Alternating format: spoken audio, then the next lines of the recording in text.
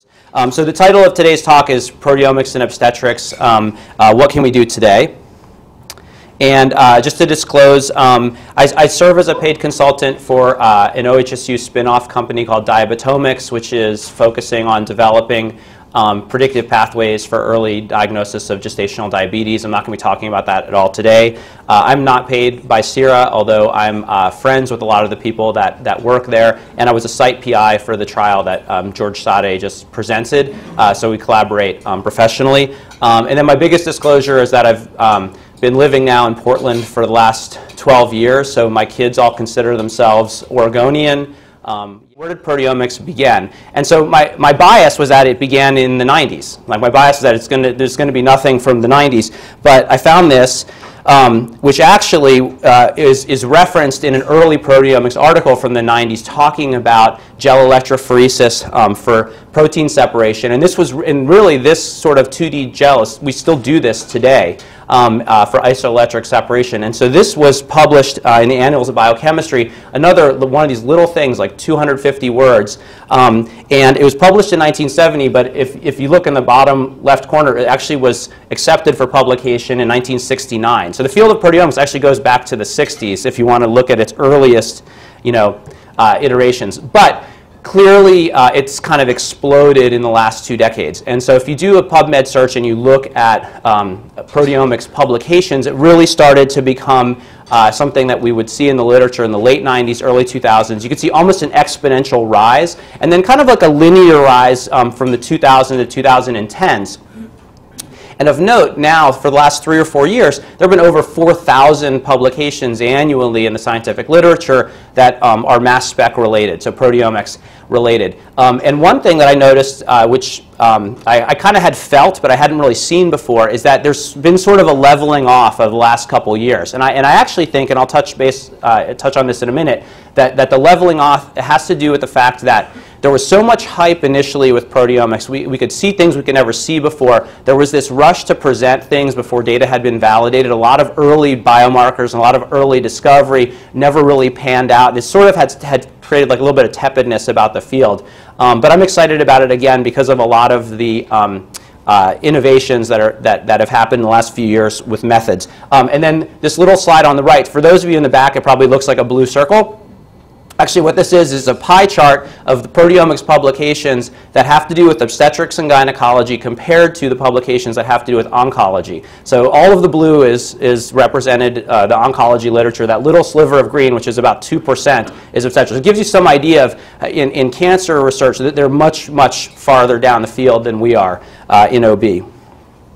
So just briefly, I'm going to talk a little bit about identification, quantification, biodiscovery, and then how it's used, phenotype identification, pathway analysis, and prediction of adverse events. And then last slide will just be a little bit about diagnosis of new targets. So just briefly with protein identification, one of the things that's happened that's really helped us a lot, and mass spec is a very cool tool because, as Greg and I were just talking about this, there's almost nothing you can do where you can do identification and quantification with the same apparatus, and this allows you to do that.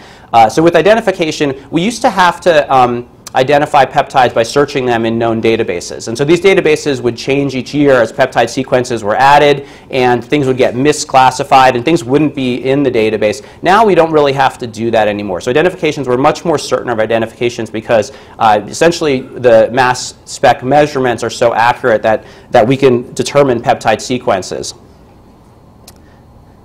We can also look at things like protein modifications, which are very useful.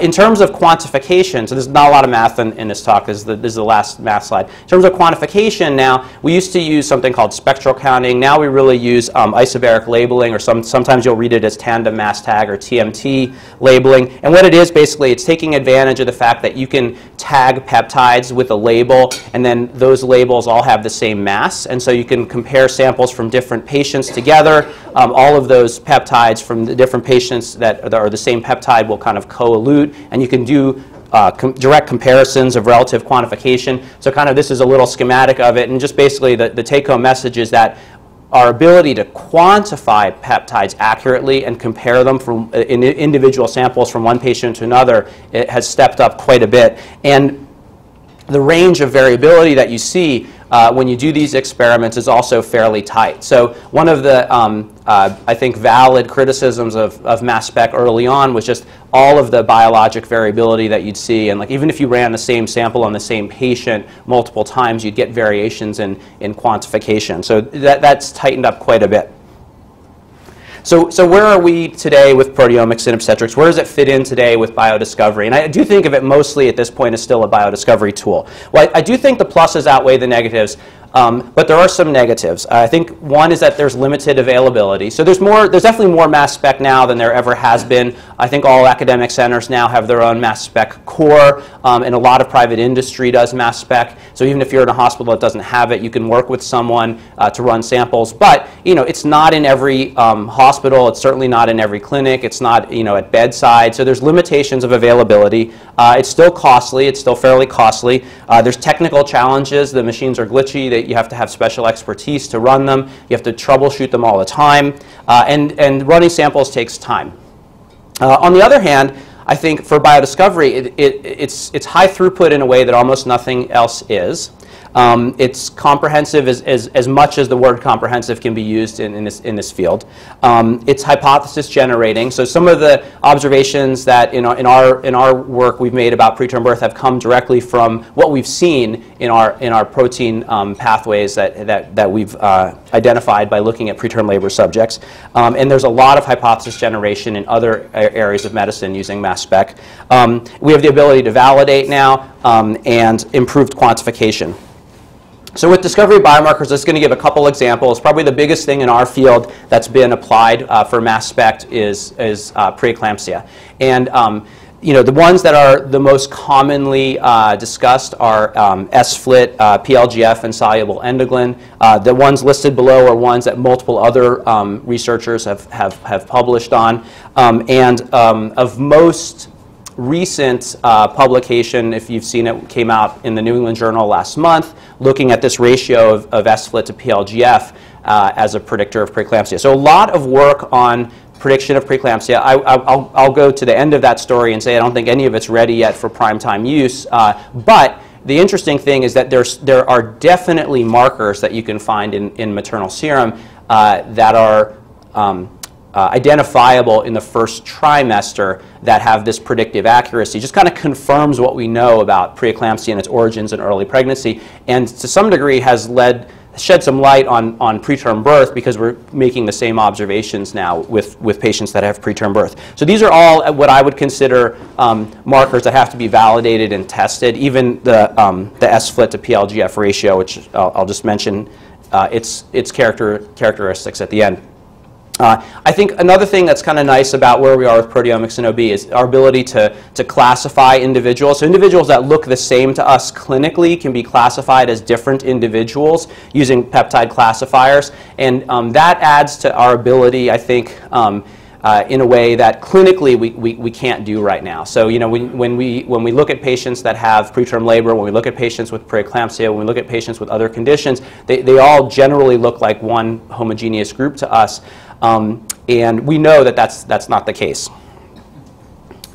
I'll give one example of how this is being used in an area that we don't encounter very often in OB, but we're encountering more and more, which are patients that are pregnant that have CF. So mass spec has been used to classify disease severity in CF patients during pregnancy. It's been used to tailor antibacterial and antifungal therapy from sputum analytes, and it's led to the identification of novel therapies for CF, which has improved outcomes. So if any of you are seeing more CF patients in your high-risk pregnancy clinics, and I know I am, this is one of the reasons, because their care has gotten better over the last decade, partly because of this sort of tailored medicine approach, which was mass spec driven.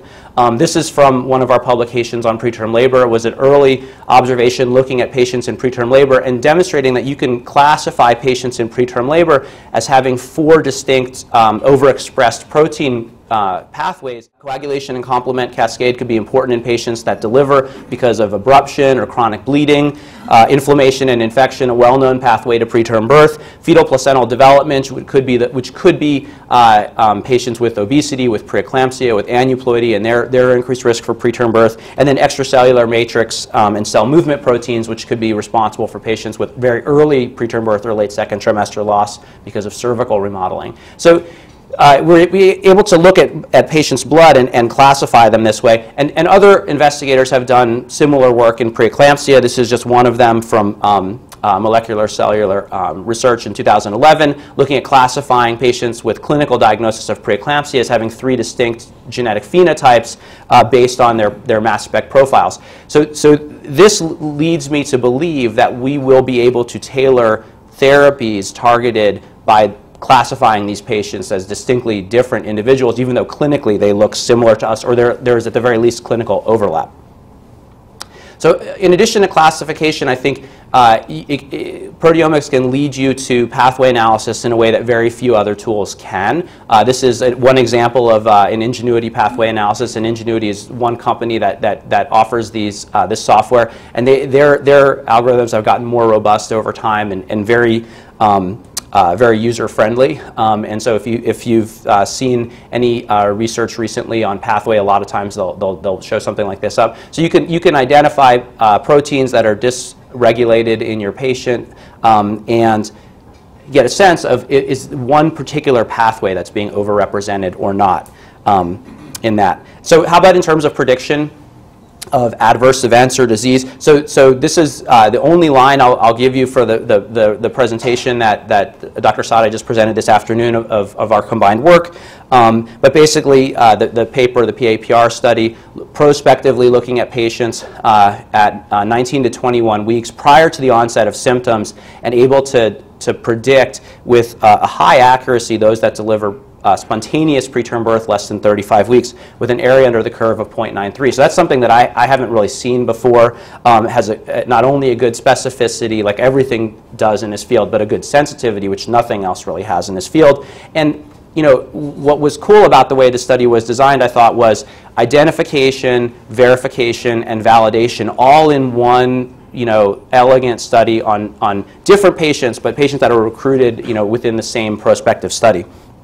And looking at a ratio, and that makes sense too, that there's not going to necessarily be one protein alone that's going to be a good signal, but multiple proteins, and not looking necessarily at their absolute values, but how they're related to each other. So I think that was not only an elegant study, but one that this is the thing that I've seen that makes me the most excited about prediction of preterm birth. It also makes sense to me that you can find signals in the mid-trimester that can predict this event in the third trimester, and that leads hope to me for tailored preventive strategies that can work.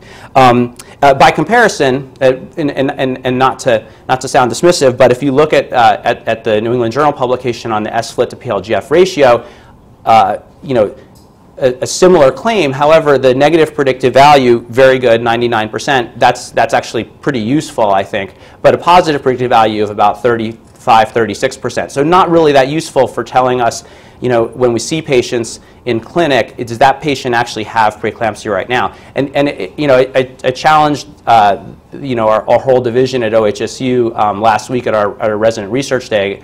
We got into this argument about diagnosing preeclampsia, and the placental folks were like, we can diagnose it with placental, and the clinicians were like, well, all you need is a blood pressure cuff. And I gave them an example. I said, I have a patient with twins. We just admitted. She had pressure of like 160 over 100. She had proteinuria, and she had abnormal LFTs. What does she have? And everyone said she got severe preeclampsia. And I said, well, everyone who has hypertension, they have that one blood pressure in their first clinic visit or somewhere in the first trimester, that one elevated blood pressure that's kind of screwy that makes you wonder if they have chronic hypertension or not. And her proteinuria was 300 milligrams, so very borderline with completely normal kidney function and urine output. And her whole family had been sick with gastroenteritis 2 days earlier, and her LFTs normalized over the next 2 days. And in the hospital, she never had another high blood pressure. She was just freaked out because she was admitted. And it turns out I don't even think she even has mild preeclampsia. So like clinically, it's not so easy to make the diagnosis. And I think we could use something that has a good positive predictive value to tell us clinically at that moment at bedside if someone has preeclampsia. The negative predictive value of this, I think, is pretty useful for patients that you don't necessarily have to admit and do the whole workup.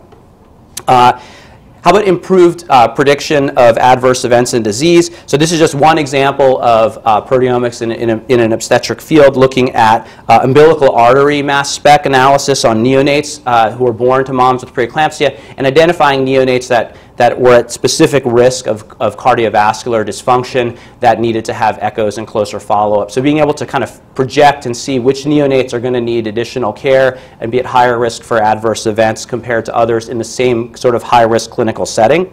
And this was kind of interesting to me because it was just done on umbilical cord blood. So again, another very easy type of sample to acquire. And then I think that the next step, what we're all hoping for, is being able to take what we're learning with mass spec instruments and develop kind of bedside assays to that. So there's not really anything right now that I would say it presents itself that it's available to do that, but we're definitely headed in that way. And I think that with preterm birth prediction, we're getting pretty close to that.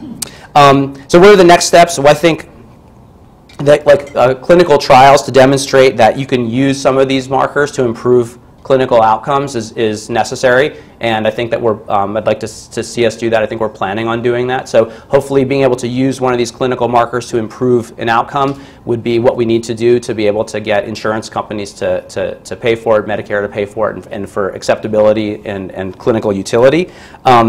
Identification of new therapeutic targets. I think there's going to be a lot of drug discovery in OB eventually that comes out of this. And then improvement with diagnosis of in utero disorders. I think there's a lot of unknowns that we don't understand about birth defects that we could understand using a mass spec approach that we just chalk up to bad luck right now, or Zika virus.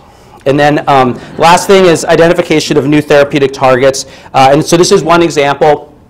And this is in a mouse model, but kind of a really good classic example, a humanized mouse model of preeclampsia, where using a mass spec analysis, they were able to identify a subset that had reduced levels of transthyretin. They were able to replace the transthyretin levels in the mouse model and essentially normalize all of the features of preeclampsia, including the hypertension, glomerular endotheliosis, and production of anti-angiogenic factors. So using a mass spec approach to develop a therapy that at least cures, preeclampsia in a mouse model. So, promise for potentially a human trial.